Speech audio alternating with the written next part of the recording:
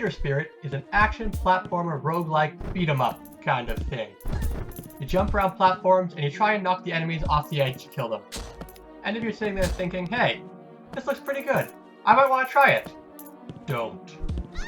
You have seen nearly the entire game by this point in the video. If you just want to know if this game is worth your time, then you have your answer. It isn't. But if you want to hear more about the game, then I guess just keep watching. Now I want to start by saying that this game is by no means poorly made. The core gameplay is actually really solid. The combat is super easy to learn, but still challenging without ever really being unfair. If this was a concept demo or an alpha build in early access, I'd be behind this game 100%, but sadly it is not.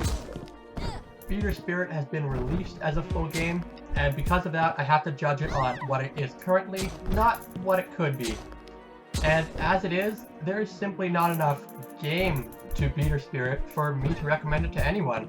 But before I talk about what this game doesn't do, it's only fair that I talk about what it does do. And what it does quite well. The combat is pretty simple.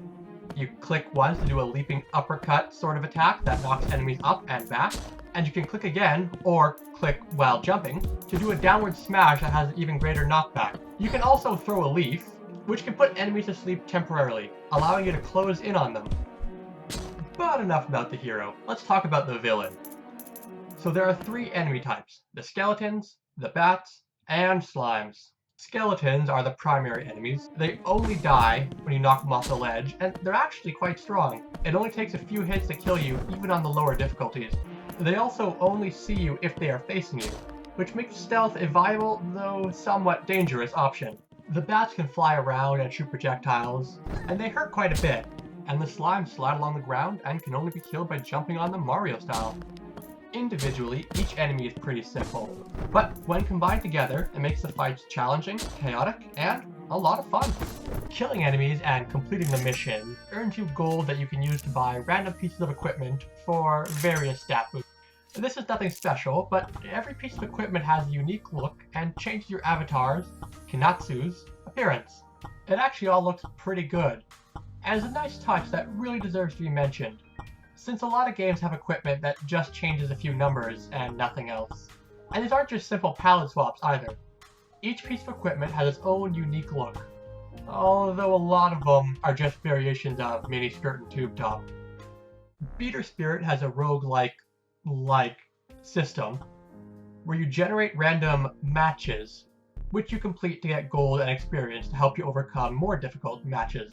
A feature which is unique to this game, at least as far as I know, there's a lot of games like this and I can't claim to have played them all, is that it lets you decide how many enemies you'll fight, how strong they'll be, and how many rooms, or platforms, there will be in a particular level. At this point, you might be thinking, this sounds like a pretty good game. And at this point, I'd agree with you. The core of this game is solid, and while it's not revolutionary, what it does really well. It even has a few unique features to set it apart from other similar games. The problem is that there's no real reason to keep playing this game. There's no goal, no real characters, no story, no world to explore. It doesn't even have any real challenge to overcome. The only real point is to attempt matches to get gold to help you complete more difficult matches. This by itself would not be so bad, except every match is basically identical. There are maybe a dozen different platform layouts, each of which will have at most one of each enemy type, and upping the difficulty just makes the enemies deal more damage. Nothing really changes. You can gain levels, but all this gets you is more health, new equipment, and the ability to fight the same fight more times each match. Once you've played your first match, win or lose, it doesn't really matter. You've seen everything this game has to offer. Beater Spirit could have been a really good game if it had more reason to keep playing. Maybe a few bosses, or instead of platforms, make separated dungeon rooms with more variations. Maybe rooms that are just traps, or have enemies show up in different groups. Maybe even a few special enemies that show up randomly. Anything to make each new match feel like a new match, instead of the one I just played. If this was an early access game, I'd say it has great potential, but as it is, Meteor Spirit seems more like a flash game you'd find on Newgrounds than something that should be sold for money. If you like to collect outfits, or if you just find repetitive tasks soothing, then this is a game for you.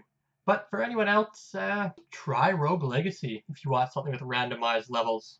Or if you just want a simple and fun fighting game, try Needhog if you have friends to play with, or One Finger Death Punch if you don't.